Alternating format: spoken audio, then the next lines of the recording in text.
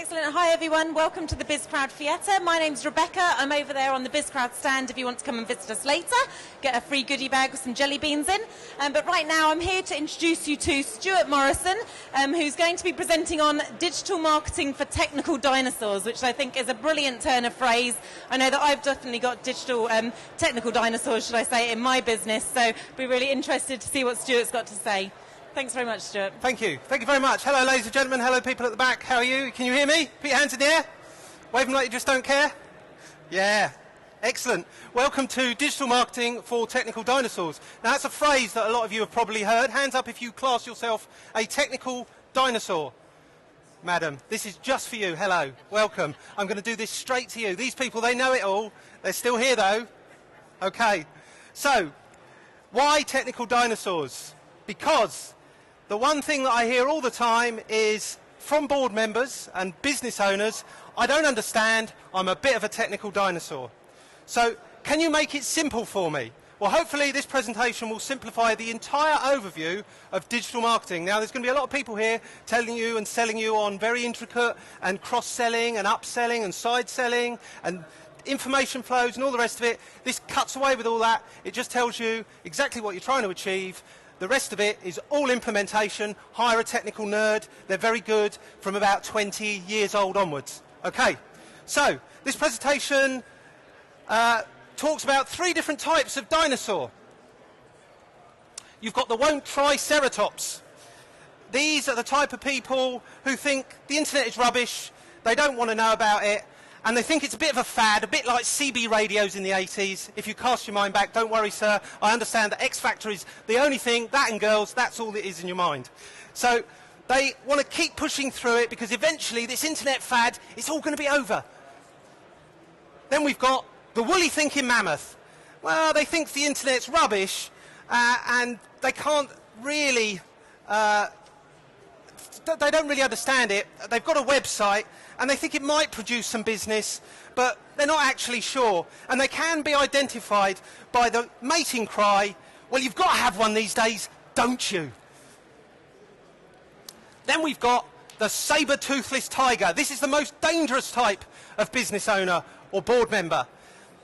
They have a website and they spend about 4 hours a day looking at it, and they know about Facebook and they're all on LinkedIn and they're liking and they're sharing, but when you corner them and you say to them, you know, what are you trying to achieve? They say, well, you know, I don't quite know, but if you go to Google and you type in purple widget provider in High Street, Northeast 10, London, of the name Smith, we got a first place position. Yeah!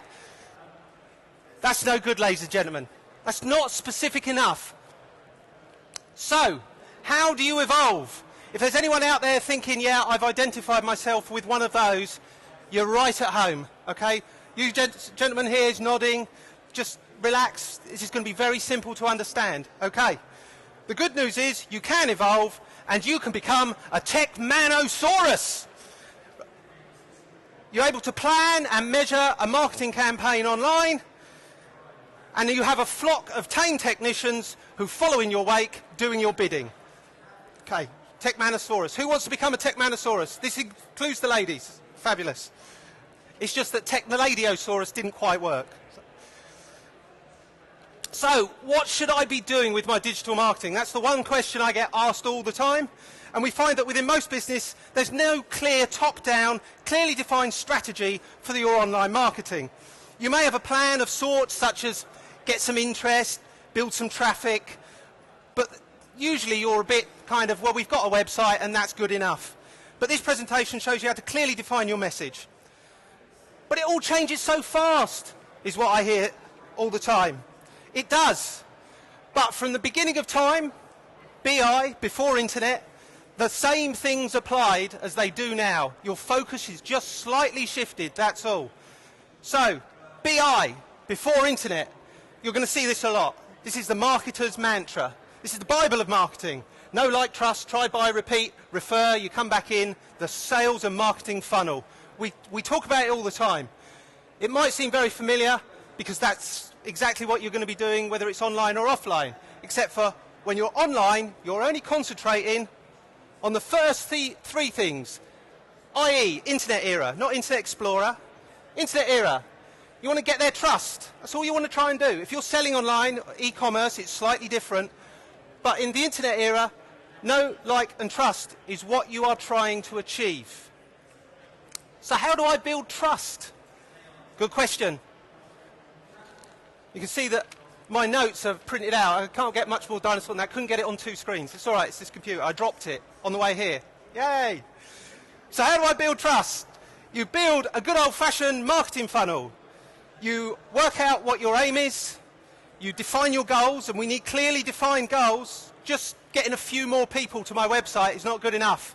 Something like, in 3 months' time, I wish to increase the amount of visitors and traffic to my website by 1,000 a week, and that will increase my bottom line that I can track. Tracking it is good, because you've got to measure your marketing, that I can track into a £10,000 profit per month. That is a very smart goal.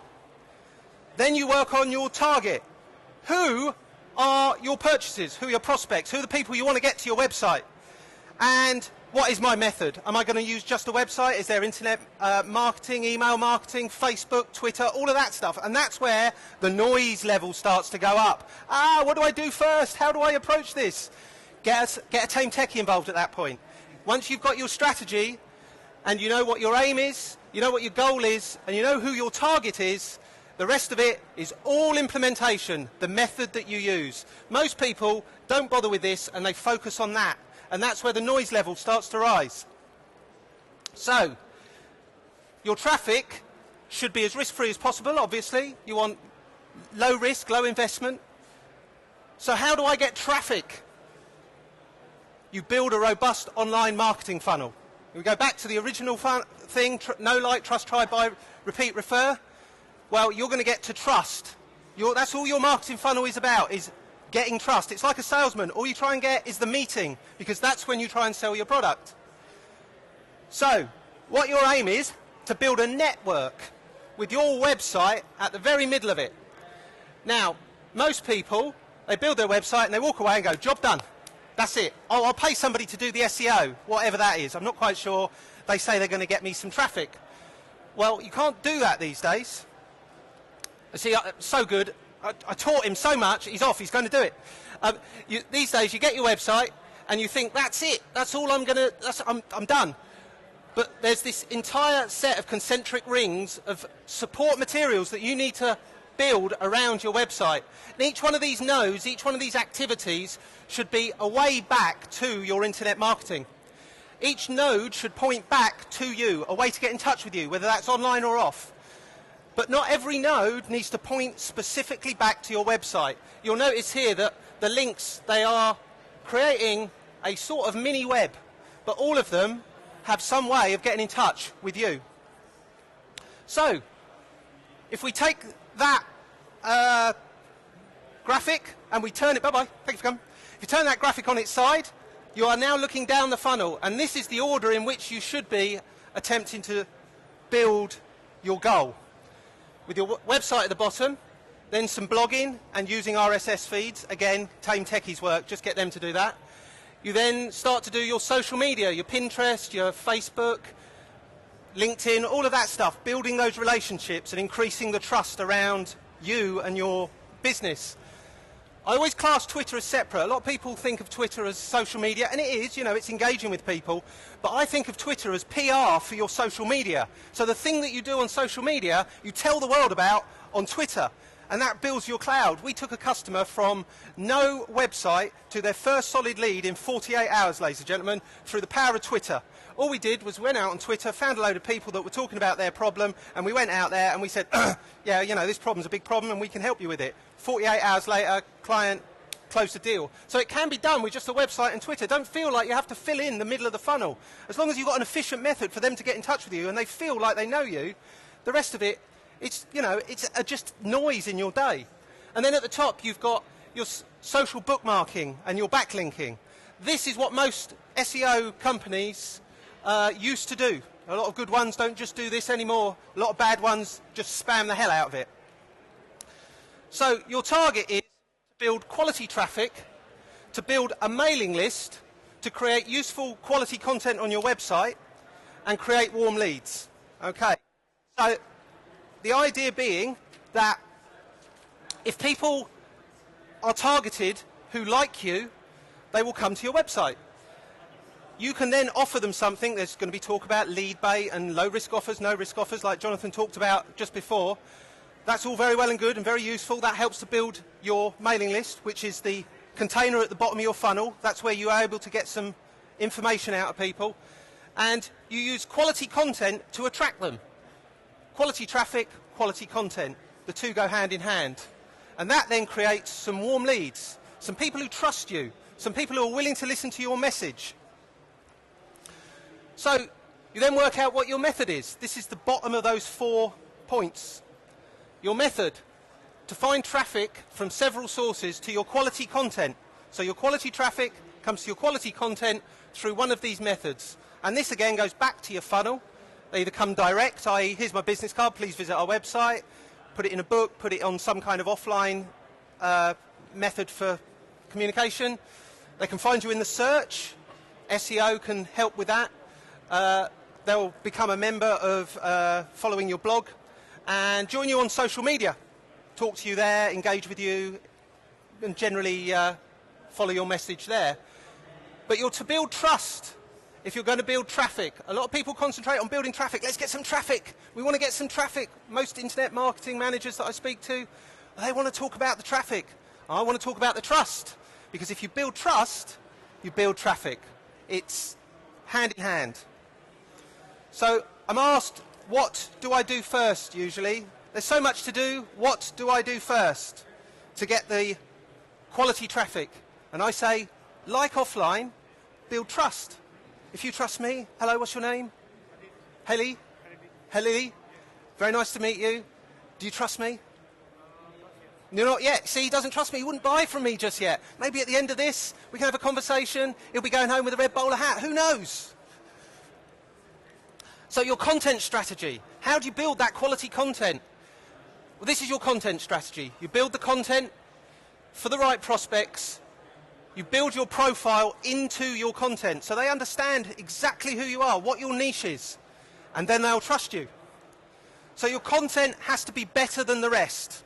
It's no good having mediocre content. Jonathan talked about remarkability, the ability to be remarked upon. If you're me too, forget about it. There's so much out there that you can show your visitors and show your traffic and show your prospects that why be samey? Don't duplicate what your competitors are doing. That is the death. Because if people can go, well, you know, this is exactly the same as over here, don't worry about it. You're just going to be forgotten about. Be different. Maybe grow a big moustache, madam. It's all right. I take after my mother. It's fine.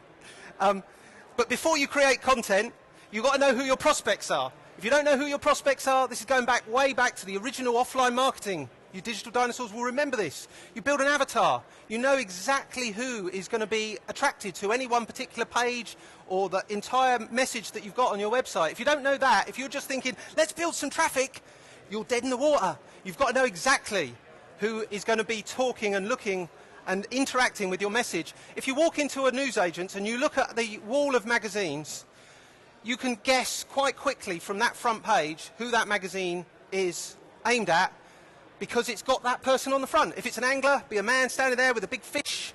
If it's a car person, it's a person with a car, or a lady with a car. But it's very clearly identifying who they are. So when they turn up to your website, they've got to know we're in the right place. We're going to get what we want here. So your prospects, you've got to hit their likes and dislikes, what motivates them, their points of pain, all those good things that your research and your understanding of your customers, if you don't know this stuff, ask your customers. They're quite happy to tell you. And you've got to find out what their attitudes are to whatever it is you're selling or whatever it is you're providing them. What do they want to see online as well? Are you building the right resource for them? It's no good just putting a brochure site up when you could put something up which they can interact with and use in their daily interactions with the internet and with their customers. The final thing is a profile. A lot of people forget this one. Who are you? We have to think about our businesses. We know what we do. We go out into the world and we try and tell people. But when we're putting it down on a piece of paper, it's much more difficult because you've got to clearly identify, you know, what makes you you, what builds your trust into your business. So these 3 questions are the 3 questions I always ask my customers. What do you do? Where do you do it? And who do you do it for? 3 really smart questions. What do you do? Well, you'll know the answer to that. But make it clear so that your prospects know. It's no good having that high-level mission statement if people just don't get it. What do you do? So, you know, where do you do it? Geographically, where do you do it? But also, you know, whereabouts in the kind of hierarchy of needs of a customer do you do it? Is it a primary need? Is it a secondary need? And who do you do it for? Again, your prospects. Going through these 3 questions, you then want to look back at your prospects and make sure you're targeting the right prospects. There's a number of times we see a mismatch. We want to go and get these kind of traffic, but actually we're trying to sell this kind of widget. It doesn't really match up with your traffic needs. So you want to provide them with what they want to see online and become a trusted thought leader. This is the top of the tree. If you can become a trusted thought leader, you will have primary first position in the majority of the industry that you're in. People will seek you out for your opinion. They will look to you for what to think. If you can occupy that position, the traffic will come. If you can create an entire stream of people who follow you and are on your mailing list and interact with you and share what you do, then you are going to be really, really clearly defined in their minds, and you'll have really clear opportunities to sell to them. So as a quick recap, know your target market. Use the right keywords. The keywords are important. Generate traffic that trusts, and give them compelling, fresh content. No good saying, well, we put our website up a year ago, that's good enough. If you're not blogging, you are leaving money on the table. If you do not have some kind of update on your website, I would suggest every day, possibly every week, depends how fast moving your market is. But there's always something to talk about. One of my customers, an estate agent in Guildford, said to me, I've got nothing to talk about. I haven't done any blogs. I don't know what to talk about. Well, I've got a document called 200 blog post ideas. I sent it to him, and then I sent him the headlines, which were, for that day, interest rates set to rise in 2014. I said, if you haven't got anything to talk about that, why are you in the estate agent business? There's always something to talk about. Google Alerts can tell you instantly in your inbox when a news story comes, and everyone's got an opinion, and if you're a trusted thought leader, people will seek out your opinion. Then you spread your content across the internet, joining up all those wonderful websites. So you might go on a blog or a forum, or join in a LinkedIn discussion, or even start your own group. And all of that is building you as a trusted thought leader. And out of that, you build your mailing list. Out of that traffic, whether it's Facebook, whether it's Twitter, you're building your mailing list because the money is in the list. I've been on internet marketing since 1995. And the first thing that I always encourage any of my customers to do is to build a list. Hands up who's got a mailing list. Hands up, keep your hand up if you've got a mailing list. Hands up if you contacted them this week. Not very many people. If you're collecting those people and you're not contacting them, why are you collecting them? Why are you collecting those details? I'll just leave that there for you to think about. So it's survival of the fittest. Businesses that build trust win. Businesses that don't might as well face extinction, because if you aren't building trust, you're another Me Too. You're going to be caught in the dangerous middle. And if you're competing on price alone, that is a very dangerous place to be. So, if you've got any questions, there's my details, or put your hand up and I'll try my very best. I know we're on a tight time schedule. I've tried to catch up. So if you want to see me afterwards, that's fine too. But we help busy board members at the end of a phone answer the questions or do the problem solving them for them. If you've got any questions like that, come and see me, Stuart Morrison. Thank you very much. There you go. I've now got to tidy up all this. Is there anyone with any questions? Excellent. I've educated you all. Go forth, sally forth, build your list, build trust, become thought leaders. International fame awaits. Bye-bye.